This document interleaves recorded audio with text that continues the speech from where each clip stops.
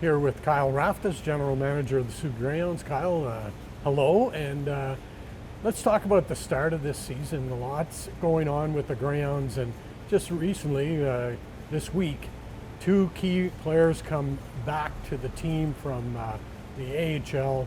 How does that change the dynamic of the Greyhounds and what you're thinking about as the Greyhounds are situated?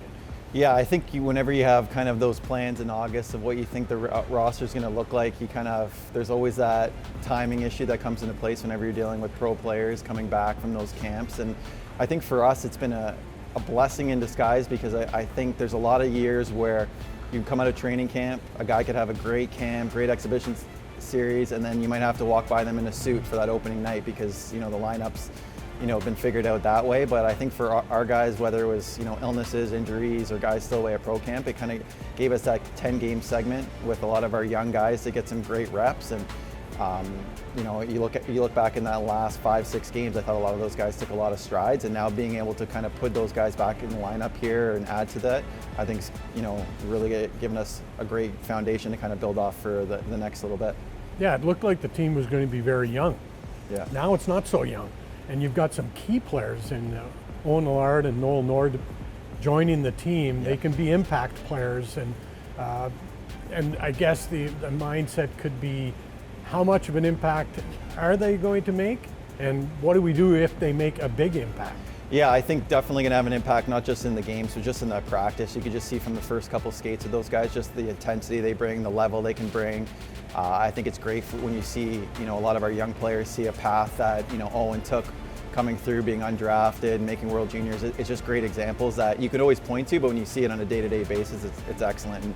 And Noel no differently. He's played pro in Sweden, and he's coming here to develop his game to kind of push himself to the next level. And I think it's been great on that side of it. And somebody that's always forgotten in that is Marco Magnosa, who's, our leading scorer returnee from last year. And I think he kind of got lost a little bit in the shuffle, and obviously with a big night last night kind of showed what he could do and what he brings just with that composure and skill set. So it's great for those guys. I think you can kind of push some of our guys into some better minutes, because I thought there was a couple games there where I thought we played really well, and then sometimes guys were just playing tough minutes. When you're 17 is tough to do for 60 minutes and kind of maybe hit a wall there. So I think it's just going to make everyone better throughout the lineup up and down.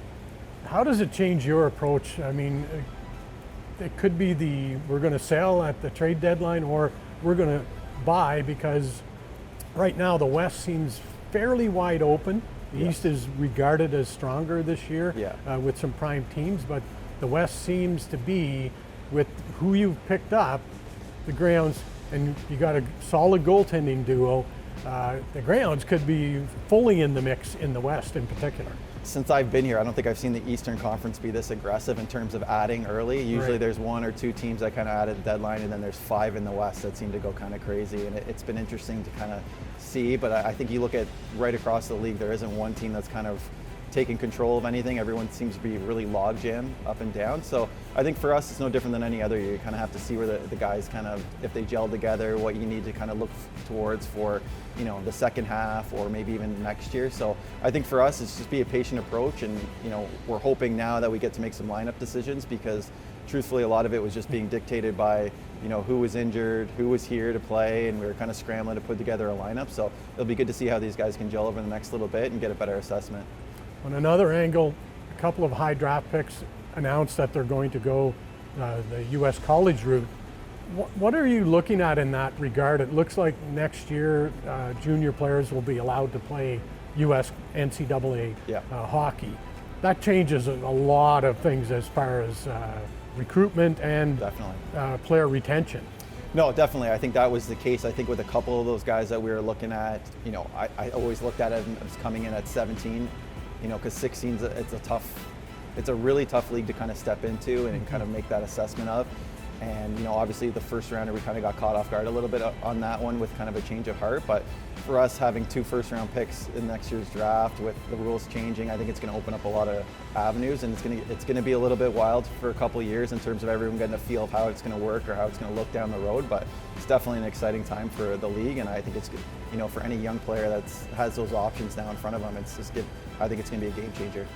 More so than just being in the draft, it could change teams in junior hockey and where they're going to be situated. Yeah. There's word even that some USHL teams are thinking of joining the OHL. Yeah, I think whenever you're kind of in that recruiting conversation, I don't think it's ever been about the hockey side of things. I think it's been about some players not as confident that, I think you talk to any 15, 16-year-old player, they all want to play in the NHL. And I think there's always a little bit of, a lot of them want to bet on themselves, want to take, jump in as soon as they can, and some are a little bit worried of maybe giving themselves a little longer runway. And I think this is what's going to open up for them, that, you can come play in the best league in the world. And, at 19, 20 years old, whatever it might be, that if something opens up in the NCAA or any other university, whether U Sports, whatever it might be, that option's there for them, and they haven't jeopardized any of that side of it. But I don't think the hockey side of it's ever been the debate of it. I think it's just more so that runway of giving themselves enough time.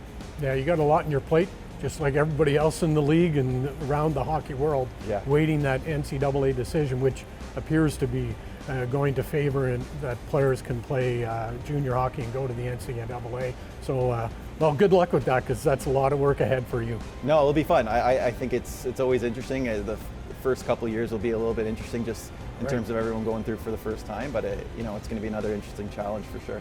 Okay, thanks a lot, Kyle Raftis, General Manager.